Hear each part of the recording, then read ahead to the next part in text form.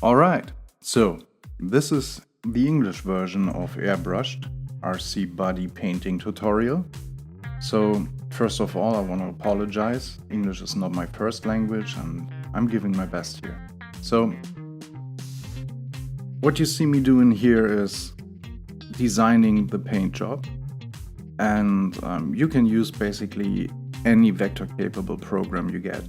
I'm doing it in Illustrator, and there are several other programs I know of, like CorelDRAW, which is often found in PC or Mac magazines. And maybe there are even some free programs that are capable of handling vector graphics. Important to mention is that you have to close all paths and that there are no open ends, and that you mirror your design when you're done, because if you vinyl cut it, like you can see here, you have to think about putting it on the inside of the body shell, so it has to be mirrored in order to appear correctly in the end.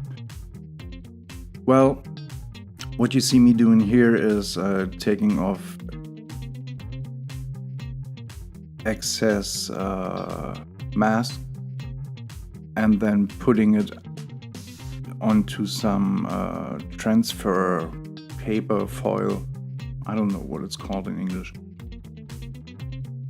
So in order to get all the designs, like here the windows, where the window trim and the inner clear part of the window is, in order to keep it together, I'm using some transfer film and then cutting it out with an X-Acto blade, so I don't have too much excess paper. I'm using Avery Sign Mask Gray as masking foil or masking vinyl, and yeah, I'm carefully cutting out every piece of the design with a bit of a border, so I have something to grab on and not touch the sticky parts. When putting in the mask, you have to be very careful and start on the flat surface, put it on there, rub it, and then push it into the corners.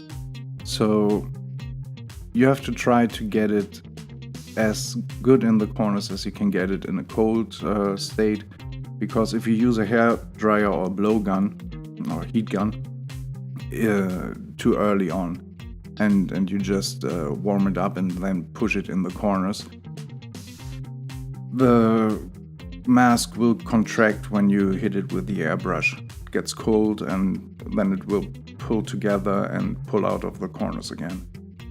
So try to work from flat surface through a corner to the next flat surface, and then you should be good to hit it with an airbrush without having too many corners come out again. For the roof part, where it's critical to get a straight line, I learned a trick, which is putting it on the outside, making a short line with a marker at the front and the end, and then from the inside just match the markers you made, and so you get it down in the first try and have a straight line. Because if you mess up the roof or any other straight lines on the body shell, the whole paint job will look wrong. And you don't have too many tries. If you try it once or twice, you might end up with re-vinyl cutting because you messed up the sticky parts. Okay, onto the actual painting. I'm using Creatix colors, Auto Air, and I don't know what the other brand is. This video is like 6 years old and I'm trying to remember what I did there. First of all the time I'm starting with excuse me. I'm starting with Creatix transparent base. So this is a ground layer I'm putting in in order to avoid any static charges, because the next step would be to put down the shadows, and if you got a static charge in the body shell, the shadow excess color will stick to all the corners and you get nasty shadows in every corner, not only where you want them. Yeah, what you see me doing there is cleaning up the bottles, because if you use a color for quite some time and then put it away and let it rest, it will build like rubber paint parts, and you don't want that in the airbrush gun. So clean it thoroughly before you use it, then put it in the brush and spray it on some piece of paper to see if it flows.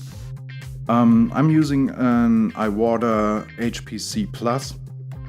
You can basically use any airbrush. I'm using a 0.3 mil needle and tip, and I'm using the colors as they are without any thinner.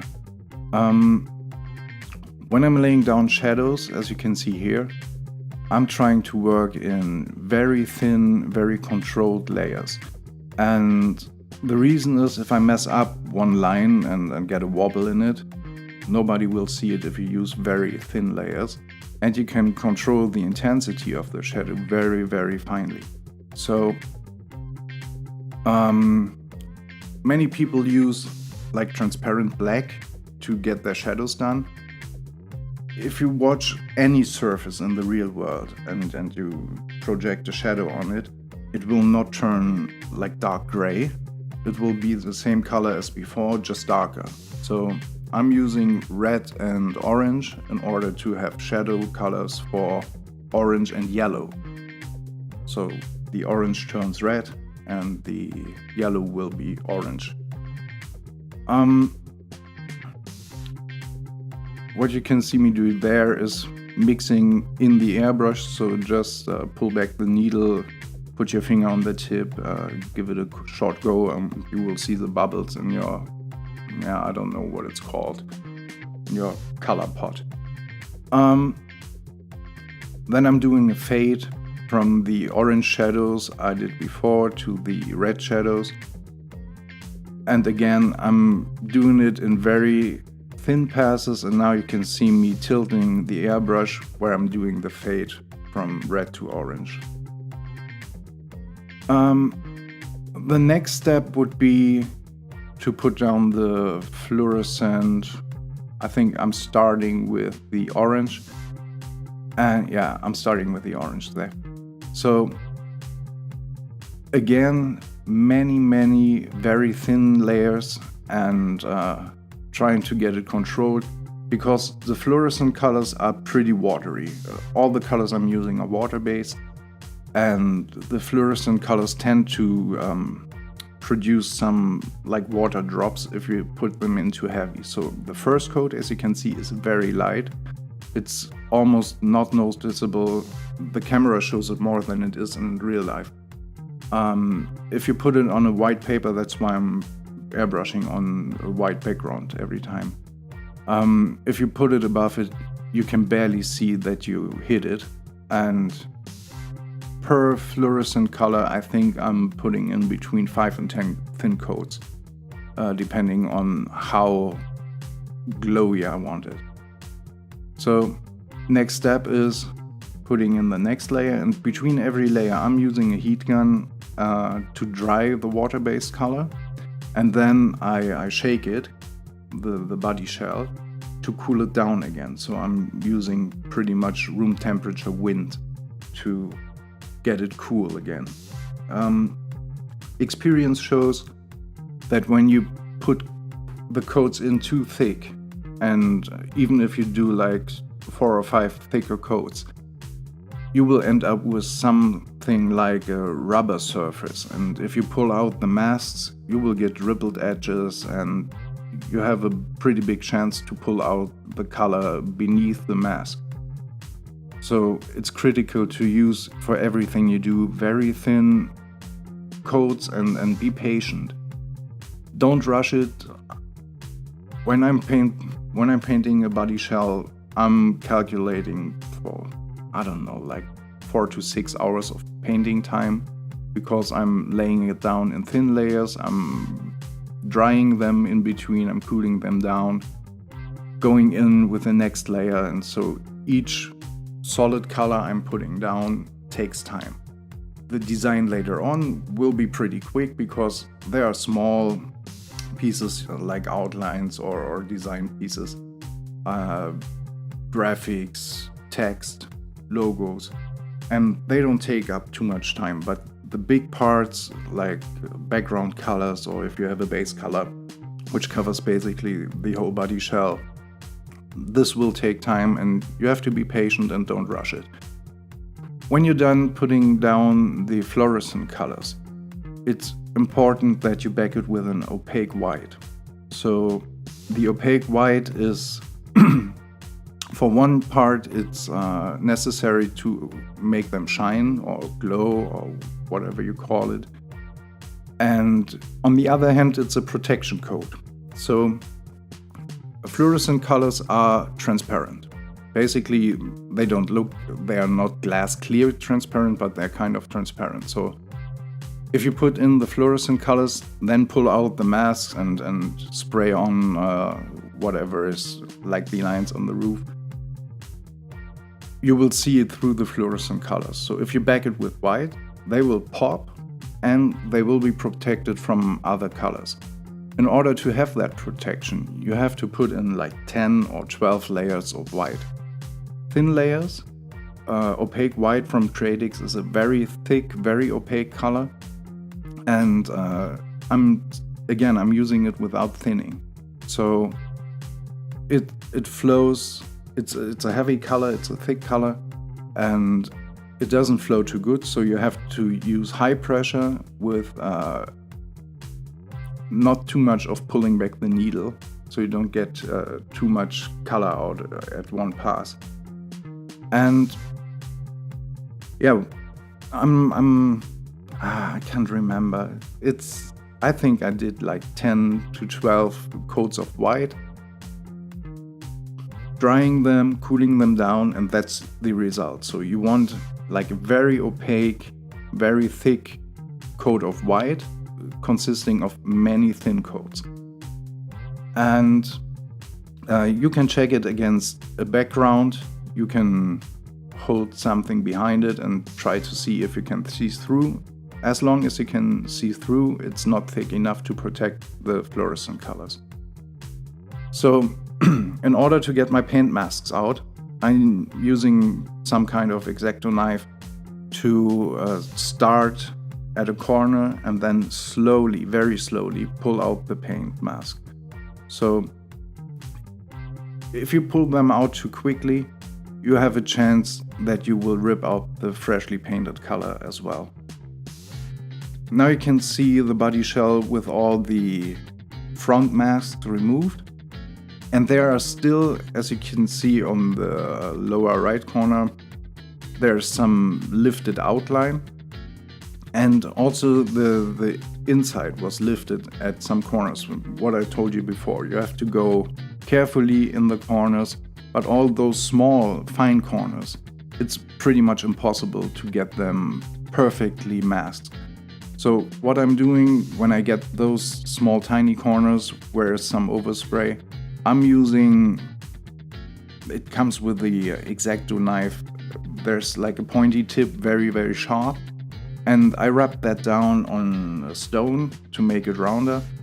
And then I'm using it to scratch out the color without scratching too deep into the body.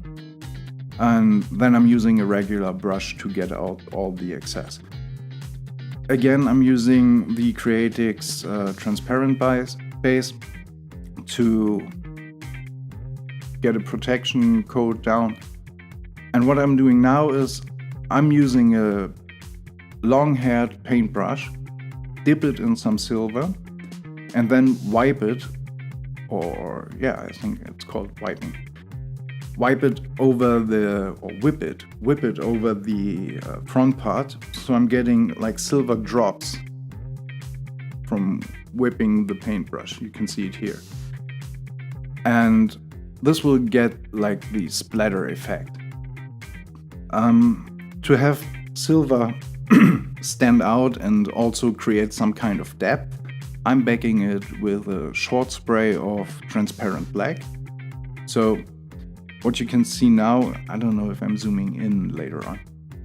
What I'm doing is backing each drip with transparent black, just enough to have like the silver pop a bit more and have a little bit of overspray, so pardon. Have a little bit of overspray so I can get like an inset effect, I think you'd call it. Alright, next step would be to get the pearl colors down. So the customer I did this body shell for had no nose matching the it's an O'Donnell body shell, and the O'Donnells have a separate nose part to the body shell. And he only had the main body shell and didn't have another nose. So since I painted the body before he bought the car used, and I did the body shell before for the car he bought, and I knew which color I used for the nose, so what I did is I'm using the same color in the front where it goes to the nose part as I did on the old body shell, and then I'm using the pearl blue I basically wanted to use to match the back of the body shell, and I'm doing a fade again, which means putting down the electric blue, I think it was, at the front, and then some regular fast pearl, fast color blue behind it, and making like a gradient by tilting the airbrush and overspraying behind the electric blue. Those are highly transparent. Not see-through transparent, but you can see how the white from behind is going through. So what I did then is backing the front part with black, and now I'm backing the other part with the silver. So for pearl colors and metallic colors and I don't know, iridescent, I think it's called, with Creatix, you have basically 3 options or 4 options to back it. You can use black, white, silver, or any color. The effect is like, if you use black on the background, the second color will show a lot more. For the electric blue, it's like a purple color is the effect color, and if you use black behind it, it will show more of the purple when the sun hits it and less of the blue.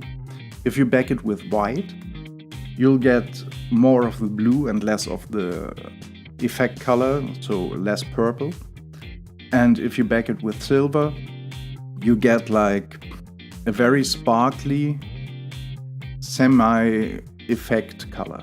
So it will be a neutral mix between base color and effect color, but the color overall will sparkle a lot more if you back it with silver. For silver, I'm always using Creatix Auto Air Aluminum Base Fine, I think it's called. Forgive me, it's like 6 years since I've done this paint job, and I'm not painting any RC shells anymore. I'm just doing this video because lately many people sent me messages and asked for an English version, so I downloaded the actual file from YouTube, and now I'm voicing it over. So after backing the whole body with silver, because the Auto Air from Creatix is very, very protective. So if you put in a layer of Auto Air aluminum base, you can protect all the colors you laid down so far, because new colors won't show through it and won't bleed through. Then I removed the outlines carefully, because now I got like, I don't know, 20 coats of paint on it, and with each coat the chances rise that you pull out color. So the more colors you get in, the more careful you have to be when removing paint masks.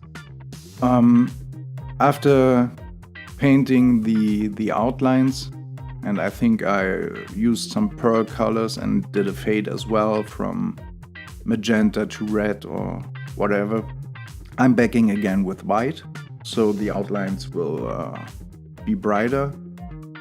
And then I removed the O'Donnell logo paint mask and started to lay down another gradient, which is, I think I used a pearl green as a shadow color and then fluorescent green to go behind it. And so what I did then is backing it with white again. And you can see that there is some 3D effect coming through. Lastly, I'm removing the window trim and spraying it in purple, and the final result is this body shelf. So hopefully you could understand what I was talking about, and again, please forgive me. English is not my first language, and I never thought I'd do an English version, but the video must have come up somewhere on the internet lately, and people were messaging me and asking for an English version, or I don't know, like what it's called, subtitles. And I'm way too lazy to type everything I told people in German to write it down and upload it to YouTube. So I thought I'd just download the video itself and make a quick voiceover, so it's 20 minutes instead of 2 hours or 3 hours typing. Yeah, so thanks for watching. I hope you enjoyed it, and if you got any questions, let me know.